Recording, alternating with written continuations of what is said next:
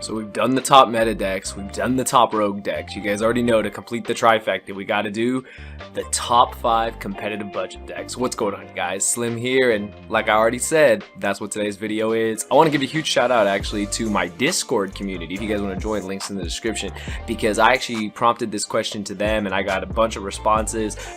Special shout out to my boy Pavle. He was the one who won with the zombie Eldritch deck, in case you guys are wondering.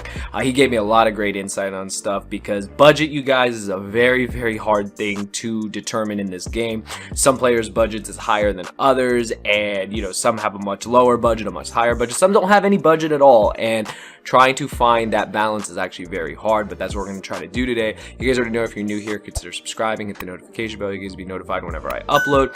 If you want to support the channel, TCG player link, as well as using the code SLIM5 at YGOBlackMarket.com, you'll get 5% off. You guys already know. If you want to support me, Patreon, all this stuff's down in the description. I don't want to waste time though, you guys know how I roll, but yeah, these are what I think are going to be 5 of the best competitive budget decks you can play.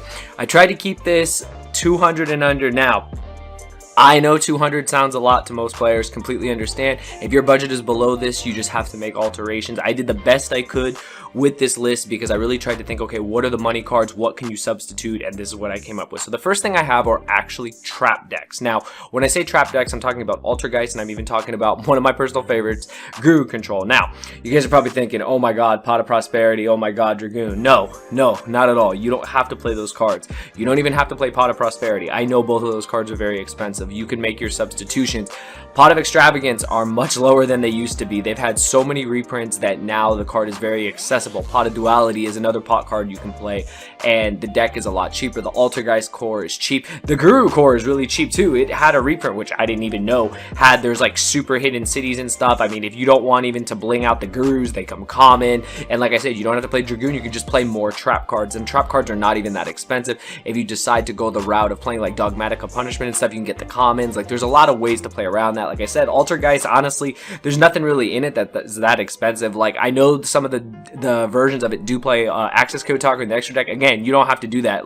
If you play Geist and you're just starting out and you're on a budget, you literally can just summon your Hextias and just play the game. That's the majority of the time you're playing a Linkuriboh and Hextia. Those are the cards you're going into. So I think these two trap decks are a great budget option if you are wanting to play a back row control deck. I thought about Anti-Meta Stun, but it's really hard to say how well that kind of fits into the budget category, but these are the ones I have. So Geist or Guru to start off our trap decks I think is really good. I can't put Sky Strikers in here, unfortunately, like I usually do with back row decks, because they just, especially with the search as the release engage, is not possible. But that's what I got coming in at number 5. So I got trap decks. Coming in at number 4, I have Salamangreat with no Access Code Talker. Mirage Stalio's back at 1. Card's not even that expensive. You don't have to play Access Code Talker at all in this deck. You can play the Update Jammer, you can play the Transcode, you can still OTK the opponent. Cards are out of a structure deck. Pretty straightforward. I don't really know what more to say. You don't have to bling the deck out. I know some players like to get the prismatic rares on some of the, and get the hollow upgrades of the stuff. You can just get the structure deck stuff. And remember, you guys, a common and a super, a common and a secret, a common, and I don't even know. There's no common that's probably a CR that I can think of, but they literally do the same thing.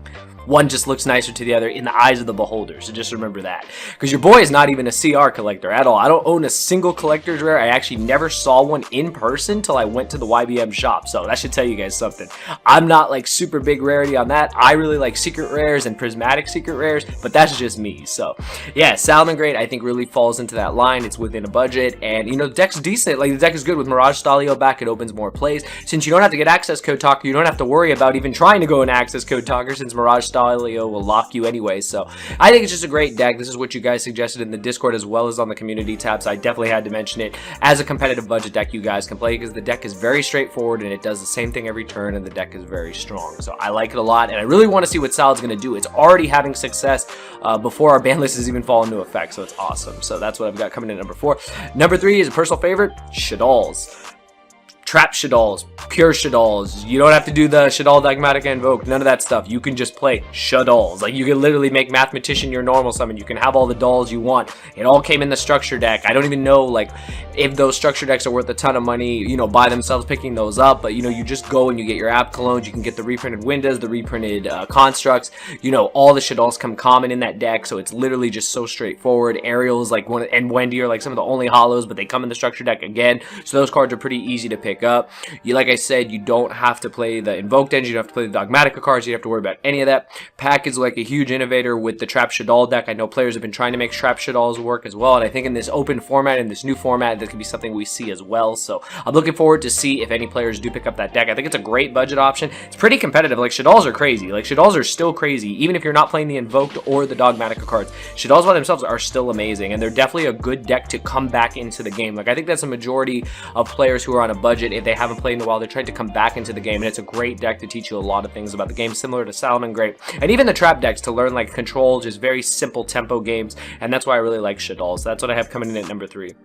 Now these last two basically are they're gonna be meta relevant regardless, and number 2 is Prank Kids. So Prank Kids, we really had to check this out because I wasn't sure, because I know Prank Kids prices really go up and down. Like, at one point, I know like some of the links and stuff were up there in price, but I mean, for the most part, you can get like the whole core of the deck and everything decently cheap within like the 200 and less budget.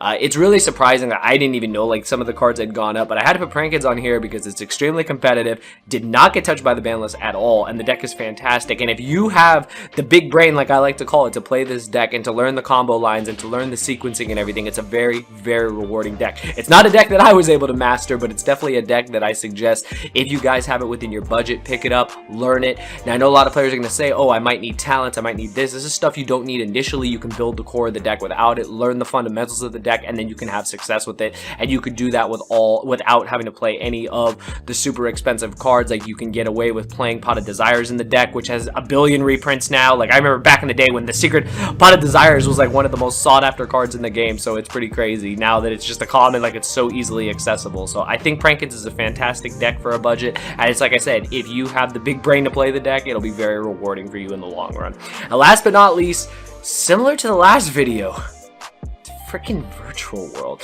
I hate repeating decks. I'm just gonna let you guys know that. I really do. I really didn't want to repeat decks, but it's very hard to do when, unfortunately, Virtual World just checks every freaking box when it comes to budget and stuff like that. And I know before you guys say it, we're not talking about playing Dragoon. Just pick up Kaliga. It's cheaper.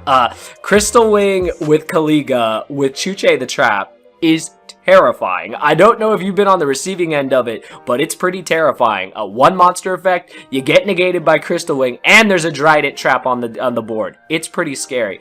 Like I said, the deck can play a lot of hand traps. You know, if you have access to your hand traps, if you got like the dual overload hand traps or the maximum gold reprinted hand traps, the alternate arts and stuff, all that stuff is a lot cheaper, falls within the budget. You can play a lot of hand traps. You can just play a deck that's very, very strong. Shen Trap is still like Macrocosmos with the Dryden. That's pretty freaking good in my opinion. But those are the top 5 decks, you guys. The top 5 competitive budget decks that I have. And hopefully you guys do enjoy the video. If you guys do, you guys know what to do. Give it one of these. And let me know what budget decks you are playing if you are on a budget. What you guys really feel a Yu-Gi-Oh budget should be. Because again, these are a lot harder to make. Like, especially when I'm not really sure what every player's budget is. So trying to find that medium balance is kind of hard. But hopefully this did justice. But let me know in the comments below if it did, and let me know what budget deck you're playing this format, if you are playing a budget deck, and other decks that I missed. And I will see you guys in the next video. Thank you for watching. Thank you all for watching the video. I hope you guys enjoyed, and a special thanks to all my patrons. It's because of you, after all these years, I'm still able to make this type of content. Hopefully you guys will check out some of the videos that are suggested here for you, and just remember, you guys, it's not just a game, it's a lifestyle. Thanks for watching.